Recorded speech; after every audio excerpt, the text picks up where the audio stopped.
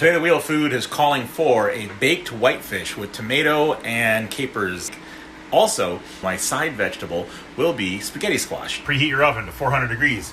And you'll need a baking dish to put your squash in. Scoop out all these seeds and membranes in here, leaving just the flesh. Take a spoon in here, and you can pretty easily just kind of go around and get out the stuff that we don't want to eat. Do that to both sides, and then we're going to hit it with some olive oil, salt, and pepper. Now, here's where you have two things to decide. One is, are you going to bake it face up or face down? You'll see recipes both ways. And number two is how long you're going to bake it for. So for me, I like to start them face down. I find that it sort of steams them and makes them nice and soft. But then, at the end, I like to turn them face up because I find that it gets a little bit more al dente, a little bit more crunchy if it's face up for part of the cooking time. But it doesn't work out as great, in my opinion, if it's face up for the entire cooking time. So I do half of it down, half of it up. Now, the second thing is how long. Well, if you go a whole hour, your spaghetti squash will be softer and it'll be more like unctuous and luxurious. So if you're looking for that soft, unctuous, luxurious, go for an hour. If you only go 40 minutes, it'll be a little more al dente, a little more crunchy, almost like a radish crunch to it.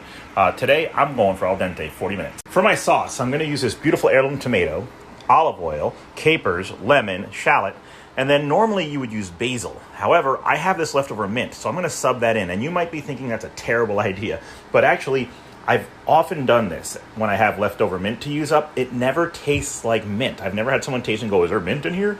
Instead, it tastes herbaceous, fresh, but it tastes a little brighter than you might expect. I've used it as a pesto, everything. So you should try it whenever you have leftover mint. You got the tomato, we got the shallot, we got the capers, we got the mint, and now a drizzle of olive oil, and then I'll finish it with salt and pepper and let this marinate up to overnight, or as long as you can let it. It's been 20 minutes, so I'm taking the squash out and I'm giving it its flip over.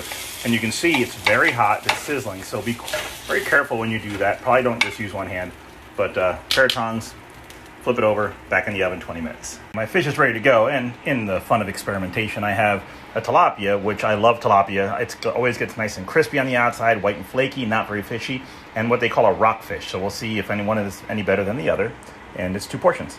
And I just need to get this back end done so I can start using the tongs to get the rest of it. So that's my technique. Here you can see I'm most of the way done. I got a lot of it out already. Beautiful spaghetti strands, cleaning out this shell completely, just holding it with my tongs. The tilapia is on its way. It looks like the rockfish is taking a little bit longer.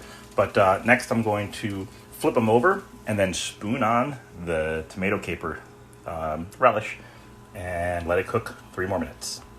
Oh, there she is. I tasted the sauce, it's so good. So now I just gotta put it back in the oven.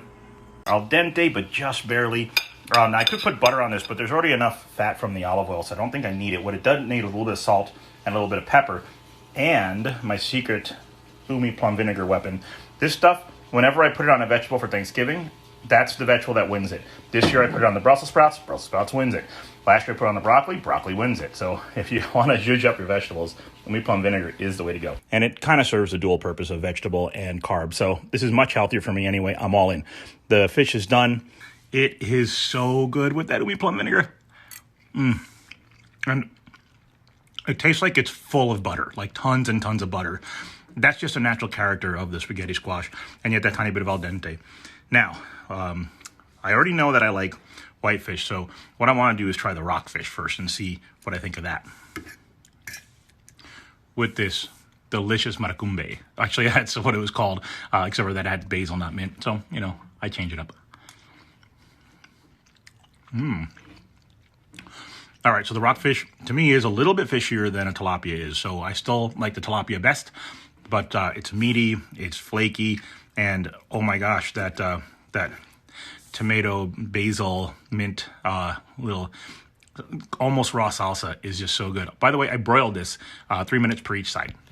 And the first side, I broiled it without any of the sauce, flipped it over, put the sauce on, broiled it for 3 more minutes, and voila, dinner is served. Well, hope you try it.